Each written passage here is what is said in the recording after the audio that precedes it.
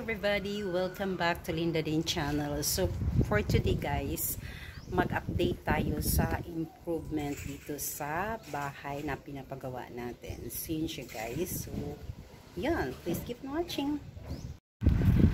So yun kanina guys, yan, nag-ano sila guys, nag pintura.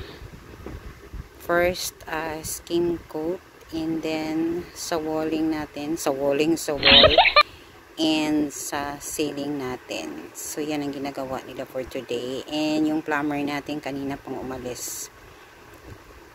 Yan, bukas na naman nila.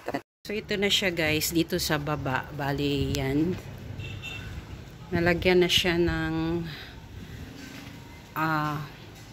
first coat na, anong tawag dito? Skin coat. Yan, skin coat. Yan.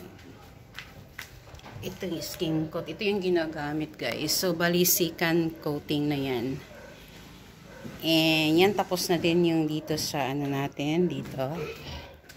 Maganda na siya guys. So, bali, lalagyan na lang ng glass yan. Diyan. So, nag-sealing na tayo para ma-plaster na yung mga lights natin dito sa baba. So siguro bukas matapos na to. Dito, tapos na din. And then sa plumber natin guys, hindi pa siya tapos. Pero nag-umpisa na sila. O, dig dito guys. Yan. Para sa daanan sa tubig. And then doon sa CR. Yan. Doon din sa second floor na CR natin. So, yan. Dilim na.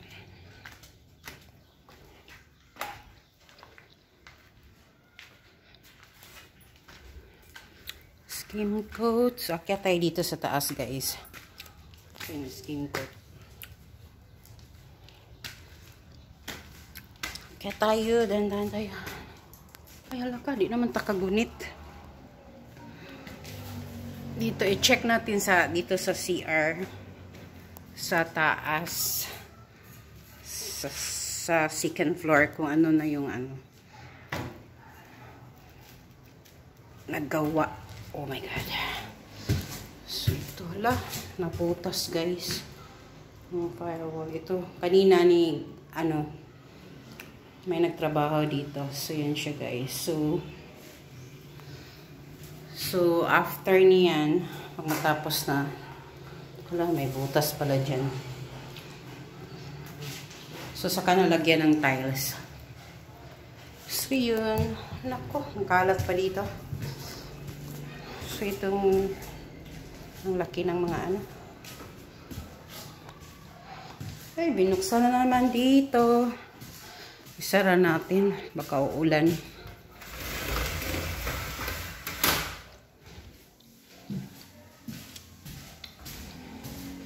So yan, after mag-sealing doon sa baba, palagyan ko na ng vinyl to. Para sisirain na dyan, pwede na kaming makalipat dito dahan-dahan. Yan. Kasi hindi pa tapos dito, pangatlong kwarto, sisirain pa yan para hanggang doon. And then dito sa terrace natin, kailangan mayroon siyang canopy guys. Kasi nung isang araw umuulan, pumapasok dito yung tubig, grabe guys. So baka masisira tong sahig natin. Yan. So tinitingnan pa namin, ang mahal pala talaga ng pang canopy na ano, anong tawag doon? Basta titingnan pa namin guys kung saan kami makamura. Yan. Para maayos na dito. Pwede nang tambayan. Yan siya. So, meron na tayong chandelier. Luma na yan. Yan. Luma na yung chandelier na yan. Galing sa lumang bahay. So, nilipat lang dito para magamit pa siya. Para hindi na dagdag gastos. Yan.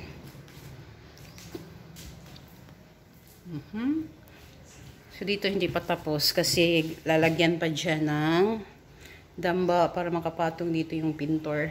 Yan. Hindi basta-basta magpintor dyan kasi kailangan pa siyang mayroong mapatungan dito banda. So yan na lang ang ano guys, kulang dito sa taas. And after niyan, lagyan ng tiles doon sa sa CR. Dito tapusin na din yung hagdanan dito. So yan na lang muna guys. Grabe guys, nakakapagod pa lang paggawa talaga ng bahay. Hindi ka alis-alis sa bahay, ang daming mong asikasuhin, yan. Nakakapagod guys. Parang naboboard na ako na hindi ko maintindihan na lagi na lang ditong nakatutok.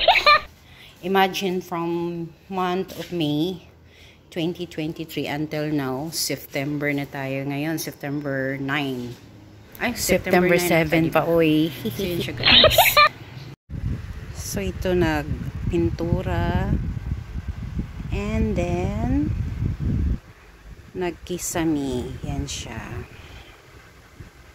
So, ito na yung itsura ng bahay, guys. Kulang-kulang pa yan siya. Ito namang isa, pinalabas ko yung mga, mga lupa na kinakalkal doon. Para titingnan ko kung saan yan pwede ilagay or itambak. Baka ma-sure tayo, guys. Napakamahal ng lupa ngayon bibilhin. Isang load guys, 1,700 dito. Napakamahal ng load dito sa lupa guys. Kaya yun, doon muna siya para titingnan natin kung saan yun siya gagamitin yung lupa na kinakalkal dito. Kasi bukas, mag-umpisa na check dito sa flooring natin. Kasi may ito siya. Itong isang trabahante natin siya ang gagawa. So yan. So, ang dami pa talagang kulang, guys. Grabe, hindi ka makahinga. Ang hirap pala talaga magpagawa ng bahay. Lalo na ngayon, napakamahal ng mga materyales. Ang trabahante natin, guys, bali, 2 mason, isang pintor, 2 plumber,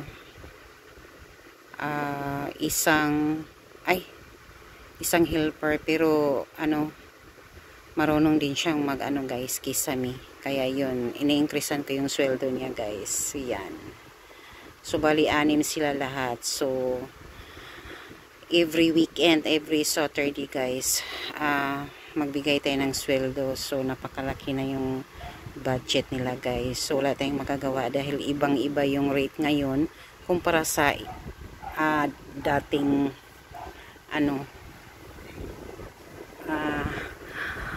rate guys. So bali mahal ang labor, mahal din ang material. So yun, napakahirap. Kaya mag-ipon-ipon na lang muna tayo. Tingnan natin, sana matapos to guys.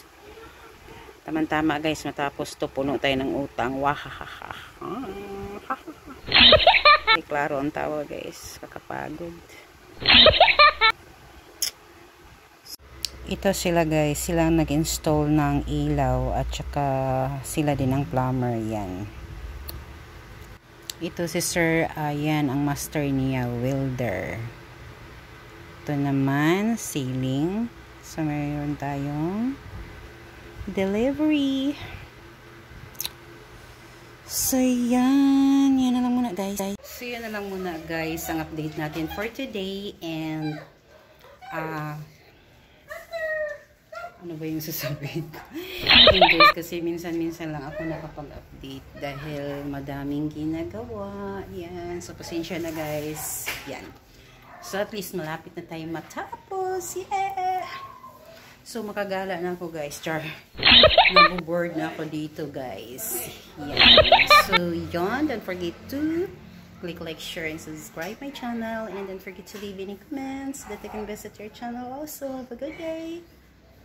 Bye.